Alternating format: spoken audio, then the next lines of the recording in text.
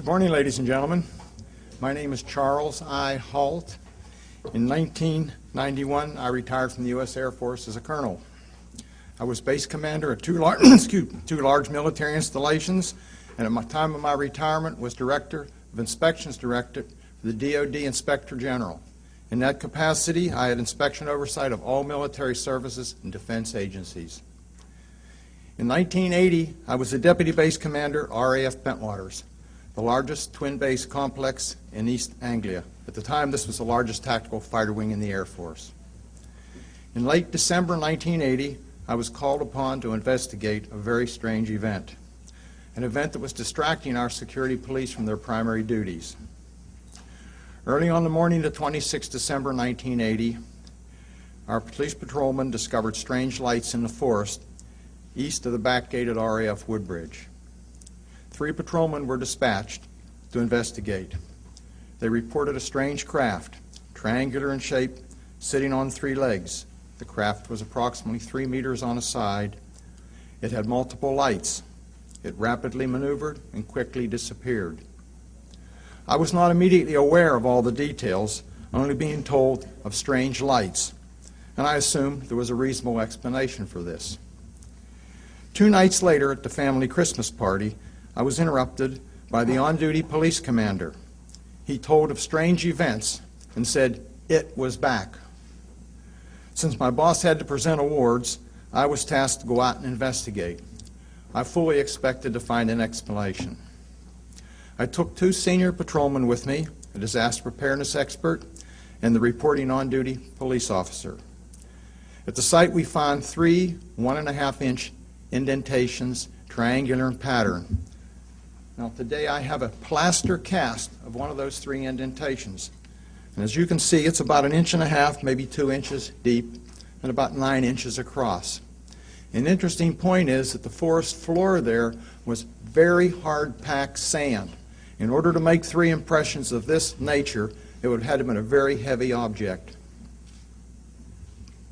We discovered mild radiation and evidence of broken branches on the trees. We suddenly observed a very bright red-orange object. It was oval and with a black center. It reminded me of an eye, and it appeared to be winking or blinking. It maneuvered horizontally through the trees with an occasional vertical movement. When approached, it receded and silently broke into 5 white objects. We moved out of the forest and onto a pasture and observed several objects in the sky, multiple objects to the north. They changed shape from elliptical to round. Several other objects were seen to the south. One approached at a very high speed and sent down a strange beam right at our feet. It was different than an ordinary light, and it didn't radiate. It was more like a laser beam. Another object sent down beams of light into the weapons storage area. The whole time we had difficulty communicating with the base, as all 3 radio frequencies that we were using kept breaking up. This activity continued for about an hour. During this entire event, I was fortunate to have with me my small pocket recorder. It's a little linear recorder that I carried around the base, usually to take notes because I didn't like to write much. So I recorded all the significant events that happened that night. Unfortunately, the tape recorder is no longer functional, but I do have a tape and a good copy of it. I have no idea what we saw that night, but I do know with great certainty it was under intelligent control. I thank you for your attention and will be available for questions after.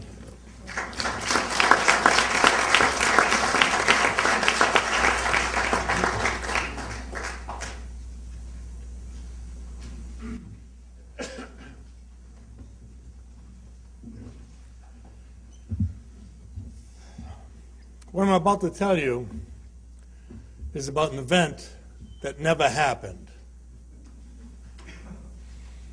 I used to tell the people before when we get done it's one of these things that says, who are you going to believe? Your lying eyes or the government? I'm John Callahan. I was the division chief of the Accidents, Evaluations, and Investigation Division of the FAA in Washington for 6 years during the 1980s.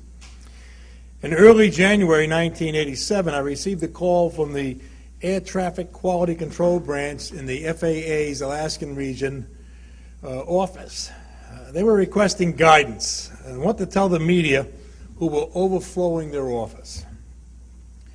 The media was requesting information about the UFO that chased this Japanese 747 across the Alaskan skies for some 31 minutes at flight level 310, 31,000 and 35,000 feet. Somehow the word got out. What UFOs? When did this take place? Why wasn't Washington headquarters informed? Hey, the guy says, who believes in UFOs? I just need to know what to tell the media to get them out of here.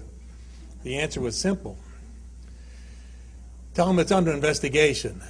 And then I said, wrap it all up. I want the disc, I want the tapes, I want everything you have over there, and I want it at the FAA's tech center tomorrow morning. That means he has to put it on the midnight flight, the red line, and it's a pain to get all that done.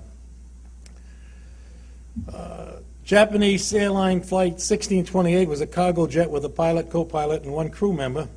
They were just north of Anchorage. It was about 11 p.m., but that's the time is not really correct. It was closer to 5. When the pilot first reported the UFO, he described it as a huge ball with lights running around it. He said it was about 4 times bigger than the 747 he was riding. And remember, the 747 has an elevator. And he's looking out the window and he sees something that's 4 times the size of his aircraft. He said he saw it with his eyes, his lying eyes, he saw it. The co-pilot with him saw it, and the other crew member all saw it visually. Over the course of the next 31 minutes, the UFO jumped miles in a few seconds. The radar sweep at that antenna was like 10 seconds. So at one time he says it's over here at 12 o'clock and 8 miles, and when the antenna goes by, we see a target there. 10 seconds later, it is now behind him, 6, 7 miles behind him. So it's going from 8 miles out here to 6 or 7 miles back here, really in like 5 or 6 seconds. Okay. After receiving the data from Alaska almost 2 months later after this happened, I briefed my boss, Harvey Safir, and the FAA administrator at the time was Admiral Ingen. And the Admiral said to go to the tech center to find out what's happening. I want to know what's going on. Now, the FAA had developed a program that was capable of recreating the traffic on the controller's scope. We call it today a plan view display, PVD. I instructed the FAA specialist to synchronize the voice tapes with the radar data so we could hear everything the controller and the pilot said, and we could be looking at the scope at the same time. So it would be as if you were standing behind the controller watching what was going on. The printout and radar playback displayed primary targets in the vicinity of the 747. These target returns were displayed about the same time and place as the pilot advised viewing the UFO. And if we had the capability of showing you this, you would see it also. Of course, the CIA said you can't see it because it's not there. Now, both the radar and manual controller observed the primary target. The military controllers also viewed the primary target on their radar, and they identified it as a double primary, a very large primary. The pilot and crew viewed the target on their radar, and they were also able to see the huge UFO out there with their own eyes. Now, if this craft had been a Learjet or a military aircraft in today's air traffic operations, when the pilot looks out the window and sees someone